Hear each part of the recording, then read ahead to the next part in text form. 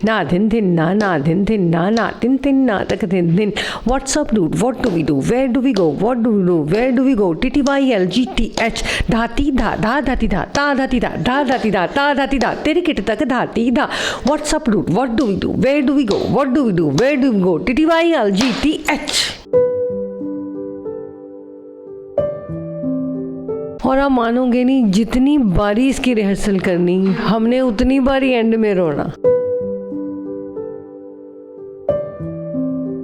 हमारी शादी हमारी सबसे खुशी का दिन है, पर उस खुशी के साथ हम गम भी सहन कर लेती हैं. कला से इश्क हो जाता है तो वो फिर चाहे उनकी जान ले लो. गुरु शिष्य परंपरा के अंतर्गत रहते हैं वो मेरे पास. मैं खाना बनाती हूँ और फिर वो खाते हैं और हम इसमें इतनी कमाई नहीं है, बल्कि खर्चा ज़्यादा हो जाता है. पर गुफ्तगू प्रोग्राम देख रहे सभी दर्शकों का स्वागत है.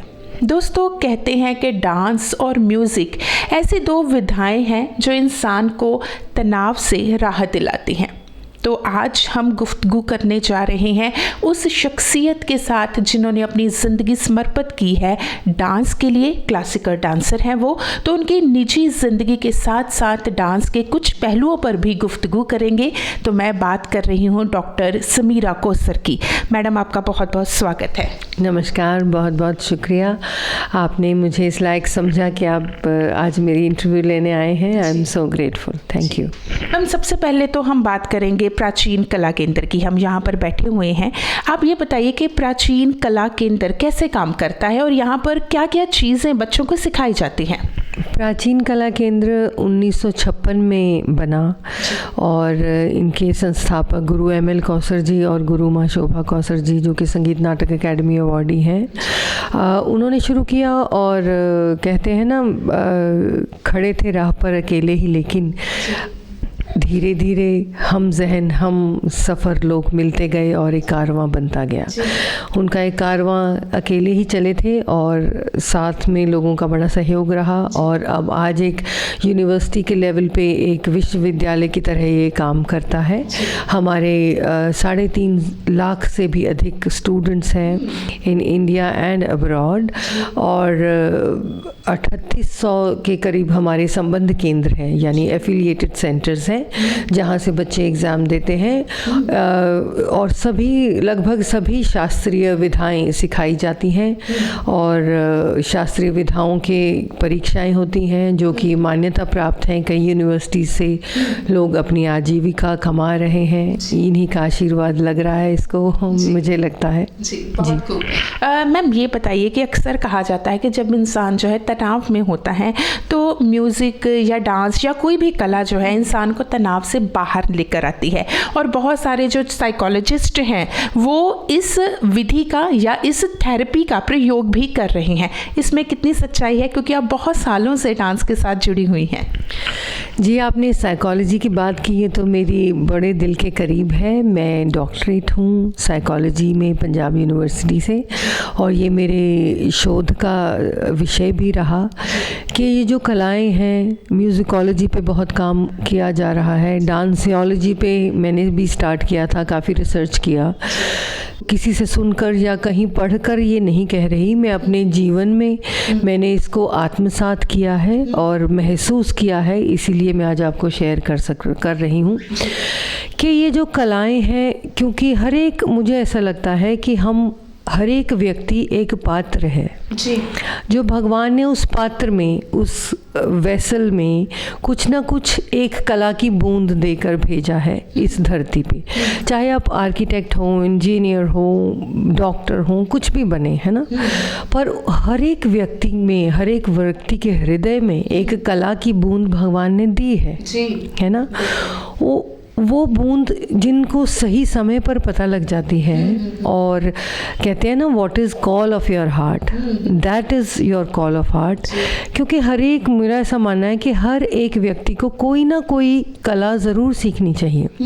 उससे क्या होता है, हम कहते हैं जी कलाकार बड़े खुश होते हैं और बड़े इमोशनल होते हैं, बड़े भावुक होते हैं ना, वो भगवान के बहुत करीब होते हैं, है ना। They can sense even minutest details change in their surroundings, है ना, that's why they are artist.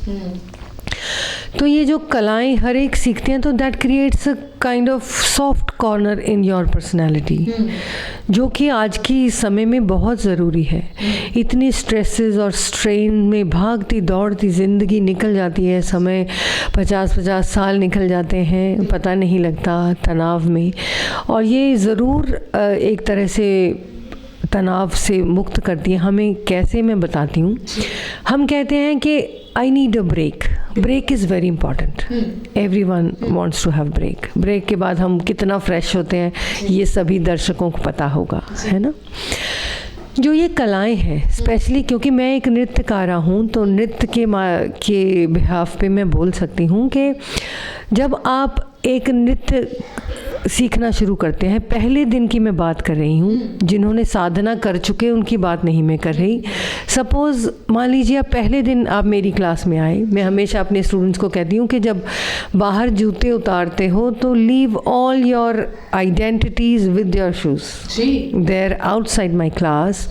जब आप अंदर आते हो तो आप खुद होते हो, भगवान होते हैं और डांस होता है ना। हमारे नृत्य का पहला लेसन है ता थे तत् आ थे तत्, मतलब सिर्फ पैरों से 1 2 3 4 1 2 3 4, जिस पैर पे 4 आता है उसी पे 1 शुरू करते हैं, तत्कार बोलते हैं इसको जी। और ये पहले दिन का ही सबक आप नहीं कर सकते अगर आप कुछ सोच रहे हैं, है ना। अब मैं समीरा होना बंद कर देती हूँ, मैं उस सर्कल में विलीन हो जाती हूँ। I am lost in the whirlpool of those beats, and when I come back to be Samira, I am so fresh because I've had a break, है ना। तो इसीलिए एक थेरेपी है डांस। ऐसे ही म्यूज़िक सभी होंगे ज़रूर, मैं नहीं कह सकती बाकी विधाओं के बारे में क्योंकि मुझे तो नृत्य का अनुभव है, इसीलिए मैं बोल पाती हूँ।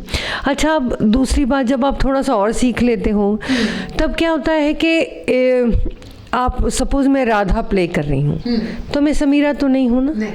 आई think like Radha, I am playful like Radha, I am naughty like Radha, and I am longing for Krishna, and for that time period I am not Samira.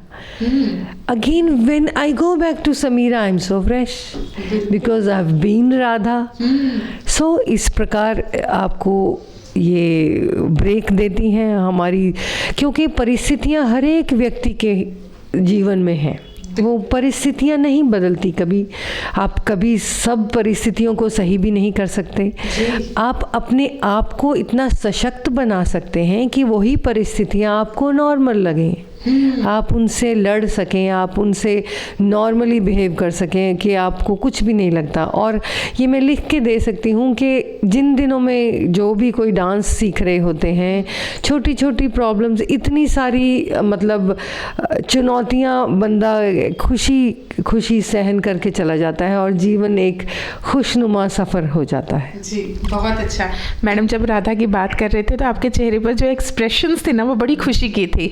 तो हम महसूस कर सकते हैं कि इंसान जब किसी कला के साथ जुड़ता है तो वो कितना फ्रेश हो जाता है। मैम, ये बताइए कि क्लासिकल डांसर हैं आप, बहुत सारे बच्चे आपसे सीखते हैं क्लासिकल डांस। जब बच्चे आते हैं तो उनकी क्या इंक्वायरी होती है, या जब आप पूछते हैं कि आप क्लासिकल डांस क्यों सीखना चाहते हैं, तो बच्चों का पहला क्या जवाब होता है कि वो क्यों इस डांस या इस विधा के साथ जुड़ना चाहते हैं? इसलिए पूछ रही हूँ ये क्योंकि 21वीं सदी है और ज़्यादातर बच्चे जो है वो modern dance, hip hop, salsa वगैरह की ओर जाते हैं। तो क्लासिकल डांस के साथ कैसे जुड़ते हैं? देखिए जी, हमारे बच्चे हैं तो कहाँ जाएंगे, कहते हैं ना, टांगे मोड़ो तो पेट की तरफ आती हैं, बाहर तो जा नहीं सकती है ना। पर क्योंकि इतना इंटरनेट है और इतना ग्लोबलाइजेशन हुई है, मैं तो हमेशा कहती हूँ कि ये जो इंटरनेट की सुनामी है उसमें से भी बच्चों ने निकल कर जो शास्त्रीय कलाएं सीखने आते हैं हमारे पास, उनके लिए बहुत मैं खुश होती हूँ और उनको बधाई देती हूँ, उनके पेरेंट्स को बधाई देती हूँ कि ऐसे माहौल में भी बच्चे अगर चाहते हैं। और मैं बताऊँ, अगर एक बारी, ये मेरा अनुभव से मैं कह सकती हूँ कि एक बारी हमारी जो अगली जनरेशन है, यंग जनरेशन है, उनको एक बारी किसी कला से इश्क हो जाता है तो वो फिर चाहे उनकी जान ले लो जी, है ना। मतलब अब मेरे पास बच्चे आते हैं, they are just one, I hope कि वो सुन रहे हों। मेरी सीनियर लड़कियां हैं जो मेरे साथ भी डांस करती हैं, we perform together on stage. मतलब एक फ़ोन कॉल अवे हैं वो। ऐसे भी मेरे बच्चे हैं कि एक फ़ोन करूँगी कि बेटा सुबह डांस करना हमने स्टेज पे, जी मैम, अपना नाइट सूट लेके आ जाएंगे। मेरे पास गुरु शिष्य परंपरा के अंतर्गत रहते हैं वो मेरे पास, मैं खाना बनाती हूँ और फिर वो खाते हैं और हम सारी रात भी कई बार प्रैक्टिस करते हैं। और पीछे तो कई बार ऐसे भी होता रहा, हमारी प्रोडक्शंस जब चलती हैं तो सब बच्चे पढ़ाई वाले हैं और मैं बताऊँ ये 90 से अबव परसेंटाइल वाले बच्चे हैं, क्योंकि ये बड़ा डिसिप्लिनरी इफेक्ट है आर्ट का। जो डांस अच्छा करता है वो पढ़ता भी अच्छा है, वो खेलता भी अच्छा है, वो सारी मतलब एक नेवर लेट गो की जो स्पिरिट आती है ना, वो कला से आती है, वो डांस से आती है कि एक सवाल नहीं आया तो उसको 10 बारी करो, 15 बारी करो, छोड़ना नहीं है ना। ऐसे मैथ्स में सब जगह पे वो बच्चे अच्छा करते हैं। और ऐसा भी हुआ, मैं बता रही थी कि रात को मेरे पास हो गए, सुबह मैंने गाड़ी में बच्चे भर के, लड़कियां मेरी भी डॉटर की एज की हैं, तो उनको स्कूल छोड़ के आती थी मैं, तो फिर टिफ़िन बना के 10 टिफ़िन भी बन रहे हैं, फिर स्कूल से ट्यूशन वगैरह पढ़ के बच्चे वापस, फिर शाम को हम डांस करते थे। और ऐसी इतनी बड़ी बड़ी प्रोडक्शंस हमने की हैं इसी तरह से, क्योंकि ये बच्चे समय चुरा कर इधर से उधर से, आपको पता है कितनी रैट रेस लगी हुई है, 98%, 99% वाले को भी टेंशन है कि एडमिशन होगी कि नहीं होगी। और ट्यूशन्स दिन भर कितना, मतलब 12th 11th 10th के बच्चे भी, ऐसे भी बच्चे हैं जो सुबह मैथ का पेपर है और वो मेरे पास आके डांस करके जाती हैं। मेरे एक दिन मैं बड़ा हैरान हुई, मैंने कहा बेटा तुम्हारा तो कल पेपर है, आज क्यों आए हो? तो उसके जवाब से मेरे रोंगटे अभी भी खड़े हो जाते हैं। कहती मैडम ये मेरी ब्रेक है। अच्छा, मतलब जब ये आर्ट ब्रेक बन जाती है ना, तब आपको समय की कभी कमी नहीं रहती। ये प्रश्न नहीं रहता कि पढ़ें कि हम रियाज करें, है ना। तो समय तो निकल आता है अगर मन हो तो। मैम ये बताइए कि क्लासिकल डांस का या कोई भी विधा जो क्लासिकल है उसका फ्यूचर क्या है? मैं ये पूछ रही हूँ इसलिए क्योंकि बहुत सारे ऐसे समाज के लोग हैं, पेरेंट्स भी हैं, जब बच्चा कहता है कि मैंने क्लासिकल डांस सीखना है या मैंने कोई म्यूज़िक सीखना है, तो अक्सर ही सोसाइटी ये कहती है अच्छा काम क्या करोगे, चलो ये तो सीखना सिखाना लगा रहेगा ज़िंदगी में, काम बताओ क्या करोगे, पढ़कर बनोगे क्या? तो इसको हम वो नहीं, उस श्रेणी में नहीं रखते कि हाँ अभी ये कुछ सीख कर भी तुम कुछ बन सकते हो। ऐसा क्यों है? बात ये है कि ये बहुत दुर्भाग्यपूर्ण बात है कि हमारे जेनरेशन्स को, हमारे बच्चों को ये जवाब देना पड़ता है कि बेटा डांस तो करते हो पर और क्या करते हो। जैसे आपने कहा, ये सच बात है कि ल्यूक्रेटिव नहीं है, इसमें इतनी कमाई नहीं है, बल्कि खर्चा ज़्यादा हो जाता है। पर जो तुम्हारा चरित्र निर्माण होता है, the other benefits of learning these arts are immense. I mean आप कितना खुश रहते हो, आप कितना कॉन्फिडेंट हो जाते हो। मेरे डांस वाले बच्चे ना सिर्फ they are good in studies, they are good orators, they are, I mean I wish कि आप कभी मेरी क्लास में आते और देखते। ये सच बात है कि अगर मैं कहूँ कि बहुत बहुत स्वर्णिम करियर है, नहीं है इसमें, है ना, वो मैं गलत होगा।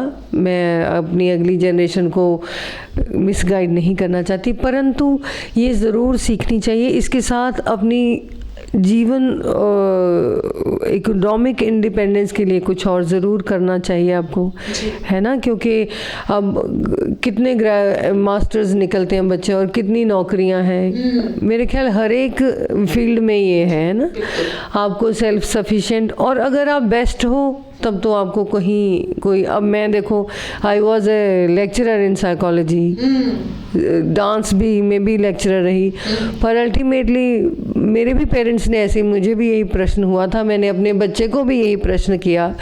मेरी डॉटर भी लॉ कर रही है और she is an amazing dancer, है ना, पर ये साथ साथ में कुछ ना कुछ करना पड़ेगा, so that you don't have to ask money from somebody.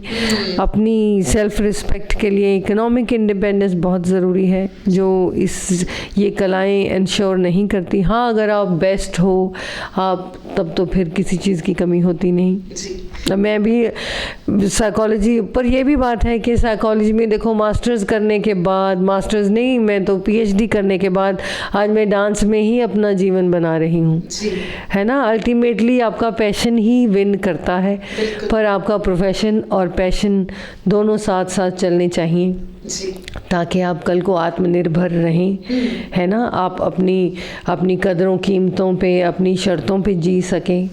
लड़कियों को तो स्पेशली इकोनॉमिकली इंडिपेंडेंट होना चाहिए। बिल्कुल, बहुत अच्छी बात कही मैम। ये बताइए कि आपने बहुत सारे सालों से इस फील्ड के साथ है, इस क्षेत्र में है, और बहुत सारे अनुभव आपको रहे होंगे।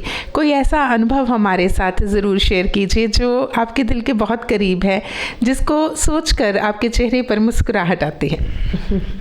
बहुत सारे अनुभव हैं, it's hard to decide one, but मैं आपको यहाँ एक बात ज़रूर शेयर करना चाहूँगी कि एक बारी मैं ना बहुत ही सोशली ओरिएंटेड बैलेज करती हूँ।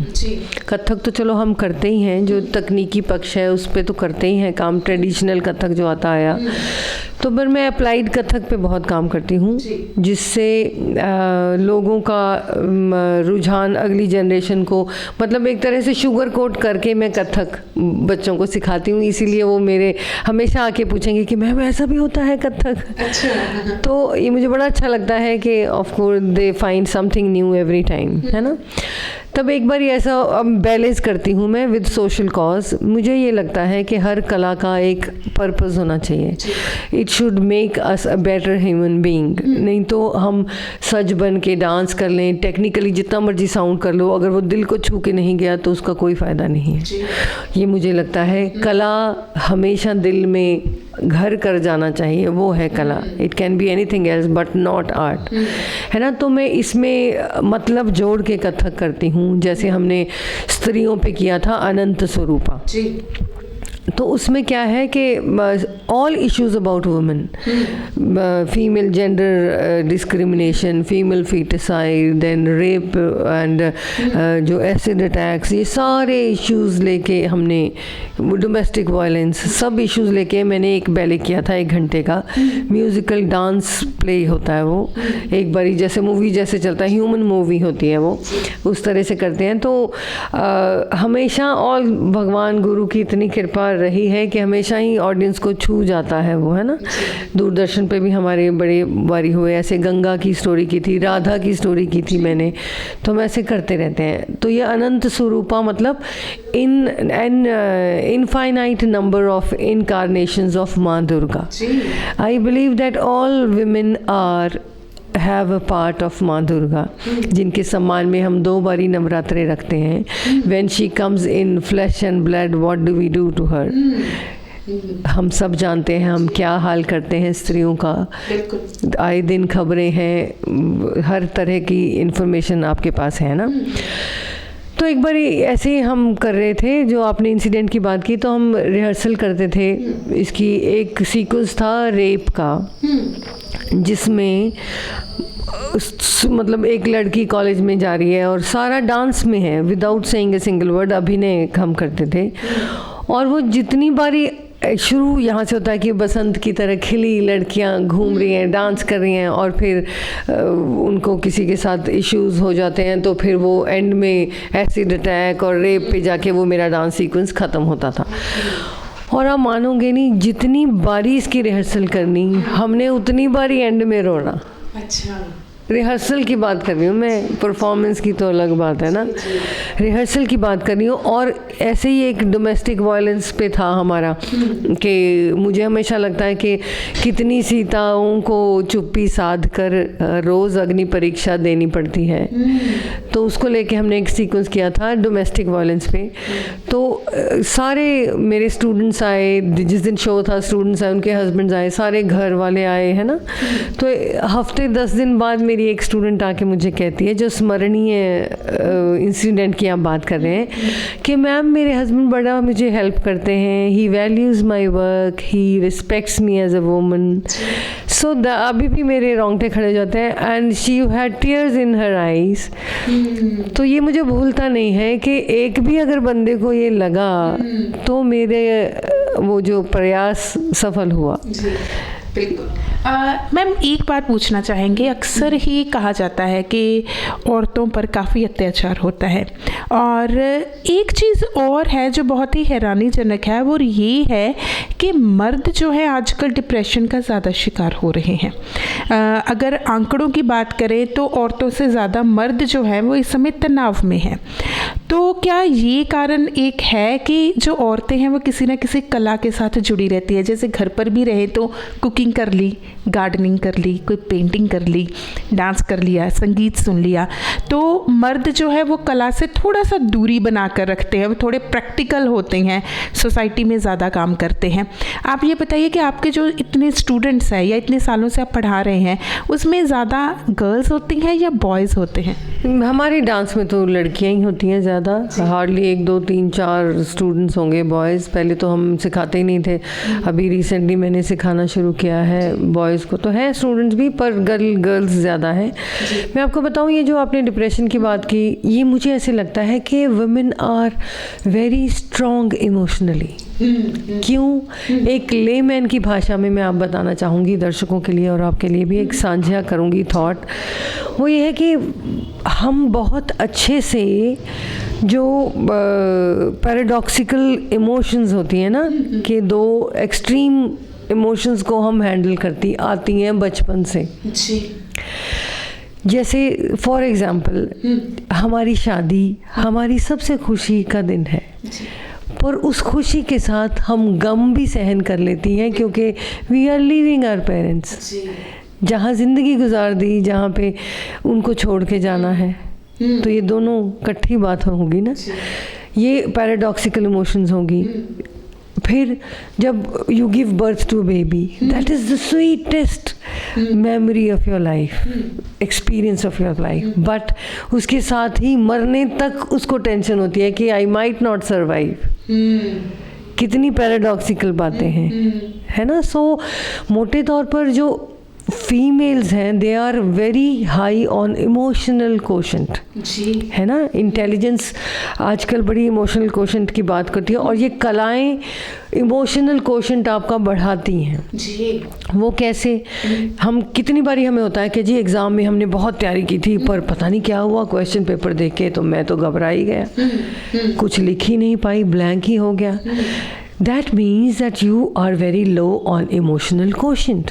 You cannot handle your emotions at the time when you have to deliver. You cannot keep cool and deliver.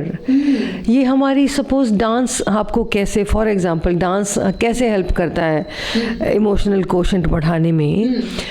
वो ये है कि एक imagine करो एक scene के कंपेयर जो हमारा परफॉर्मेंस होने वाली है, हम साइड विंग पे मैं खड़ी हूँ, मेरा नाम अनाउंस हो गया, बायोडेटा बोला गया, और 5000 आंखें लगी हैं कि अभी स्पॉटलाइट में समीरा आएगी और डांस करेगी, and I know that 10,000 eyes are on me and I have to take care of the music, the expression, the body, the breathing, द stamina and everything. If you can deliver in that situation with cool and calm, composed position, mind composed होगा तभी तो आप कर पाओगे ना ये। तो ये जितनी बारी आप परफॉर्म करते हो उतना every time you go 1 degree higher on your emotional quotient. That applies to the general life also. That all happens to the students who have faced audience, who have faced stage many times. That is why these arts are very important to be learned.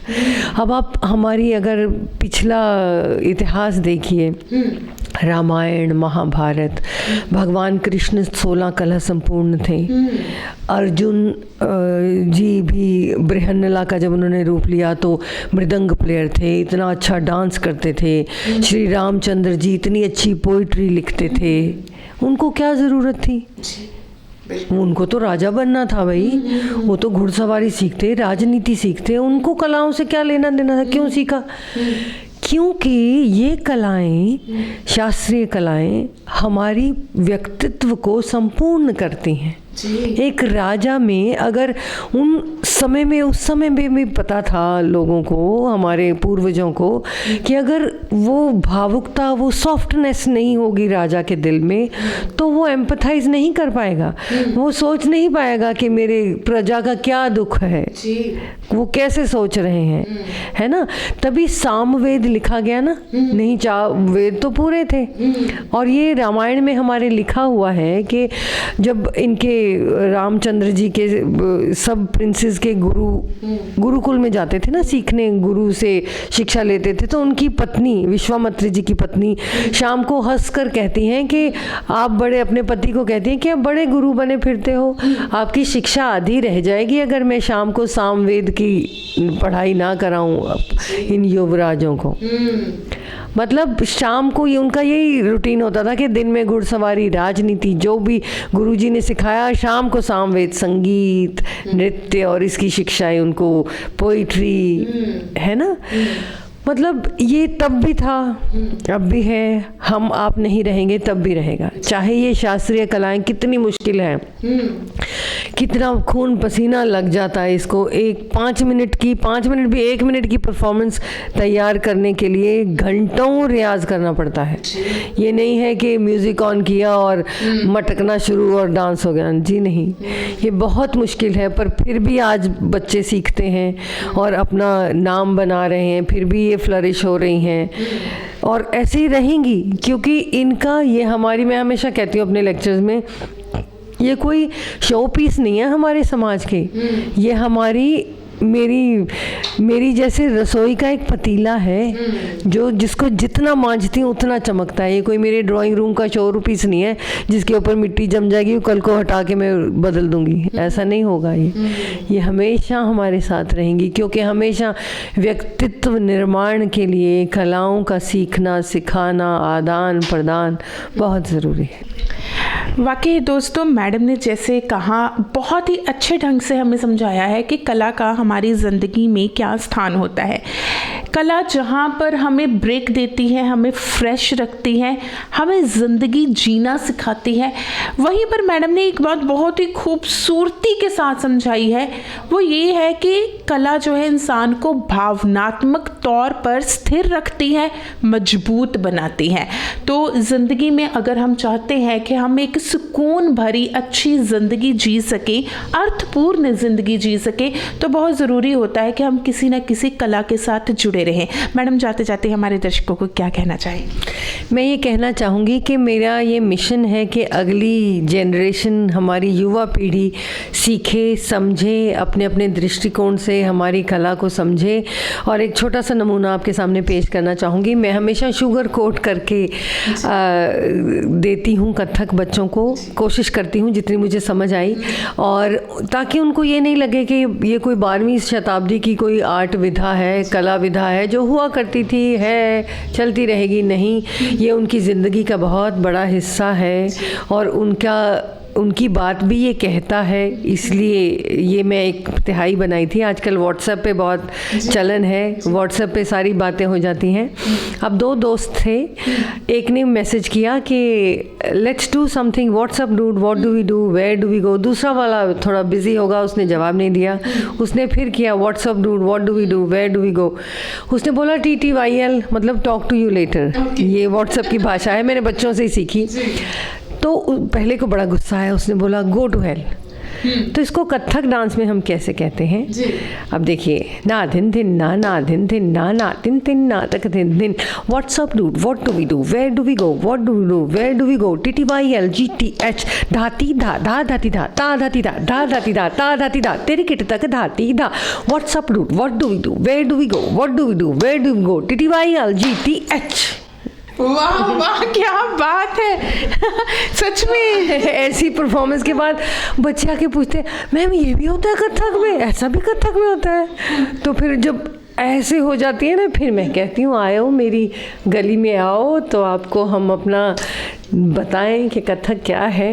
क्योंकि अक्सर हम सोच लेते हैं कथक जो होता है वो, मतलब प्राचीन कलाएं जो होती है वो कहीं ना कहीं जो जनरेशन है वो ये सोचते बोर होती हैं कि बोर हो जाएंगे हम। लेकिन मैडम ने जिस ढंग से प्राचीन कला को मॉडर्न तरीके के साथ समझाया है कि सामने जो बैठा है ना, जैसे हम हैं आज बैठे हुए, आपके स्टूडेंट्स भी जब बैठते होंगे, हमेशा याद रहेगा मुझे, तो ये हमेशा याद रहेगा जब भी कथक की बात होगी तो मुझे मैडम के एक्सप्रेशंस, मैडम की ताल और मैडम के जो सुर थे वो हमेशा याद रहेंगे। और एक बात और, ये हम बड़े बच्चे आजकल फैसिनेट होते हैं कि जी रैप सिंगिंग हो रही है ना, 4 बोतल वोदका, कहानी सिंह जी का है ना, चलो उनका अपना स्टाइल है। पर ये मैं हमेशा बच्चों को बताती हूँ कि हमारी कलाओं की ही देन है जो आजकल रैप सिंगिंग हो रही है। ये मैं आपको रैप का नमूना दिखाती हूँ, अभी बताती हूँ अगर समय है आपके पास तो ये एक रैप है, राधा जी का संपूर्ण 16 श्रृंगार, नख सिख 16, मतलब सिर से लेके पैर के नाखून तक के श्रृंगार का वर्णन एक रैप में। रैप जो हमारे गुरुजनों ने 12वीं शताब्दी में कहीं लिखा होगा, है ना। अब सुनाती हूँ मैं आपको।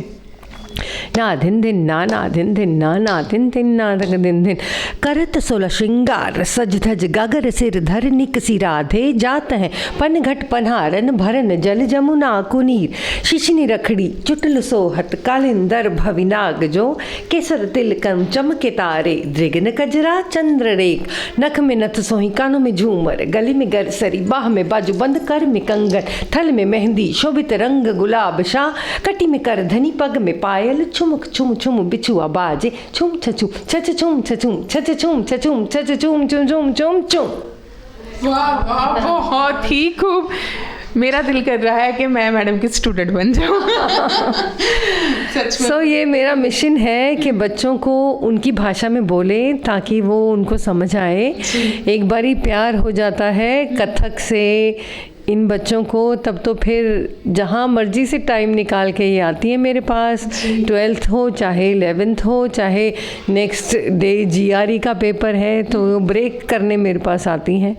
ये मुझे लगता है कि मेरी कंट्रीब्यूशन है, ये मेरे बच्चों के जीवन में, ना सिर्फ बच्चे, इवन लेडीज़ जैसे आप हैं, प्रोफेशनल्स, एक चीफ आर्किटेक्ट हैं, एक साइंटिस्ट हैं, डॉक्टर्स हैं, वो सब आते हैं मेरे पास सीखने। गुरु की कृपा है और उनको अच्छा लगता है और इतने बिजी शेड्यूल में से निकाल के टाइम आती हैं और वो फ्रेश होके जाती हैं। मेरी एक स्टूडेंट है चुमकी साहा, वो सेमीकंडक्टर लैब में काम करती हैं। She was coordinating head of NASA also sometimes, मतलब बड़ी सीनियर पोस्ट पे हैं। IIT खड़गपुर से PhD 30 इयर्स बैक उसने किया। तो वो मतलब सुबह 9 से लेके शाम को 6 बजे तक की ड्यूटी करके घर जाने से पहले मेरे पास डांस करके जाती है घंटा। 6 बजे की बजाय वो 7 बजे घर पहुंचती है। And she on asking she tells me that ma'am मेरा बड़ा बैलेंस बना रहता, I can deal with anything if I have had your class. So ये है जलवा कथक का। जी वाकई ही दोस्तों बहुत ही अच्छा लगा। और जब से मैडम ने ये पिछले 5 मिनट से अपने कथक का जो हमें सिखाया है, जो हमें बताया है, मुझे खुद को महसूस हो रहा है कि मैं कितना फ्रेश महसूस कर रही हूँ। और मैडम के जो एक्सप्रेशंस थे वो हमेशा मुझे याद रहेंगे। और सबसे अच्छी बात है क्योंकि कहते हैं कि वो सारा देश, वो लोग ख़त्म हो जाते हैं जो अपने इतिहास को पीछे छोड़ देते हैं, जो इतिहास के साथ जुड़कर नहीं रहते। ये सारी विधाएं जो है हमारे इतिहास की हैं और ऐसे लोग जो है हमारे इतिहास को आगे लेकर जा रहे हैं, कभी भी ख़त्म नहीं होने देंगे। ये ज़िंदा रख रहे हैं हमारे देश को, हमारे इतिहास को, हमारी विरासत को। मैडम आपने कीमती समय दिया, बहुत बहुत धन्यवाद। ना सिर्फ हम लोग, मैं तो कहूँगी आप जैसे लोग जो आज कहाँ से ट्रैवल करके आप मेरे पास आए हो मेरी इंटरव्यू लेने, और कितने लोगों तक पहुँचाओगे मेरी बात, आप लोगों का भी बहुत योगदान है। बहुत बहुत शुभकामनाएं आपको मेरे तरफ से और बहुत बहुत शुक्रिया आपका।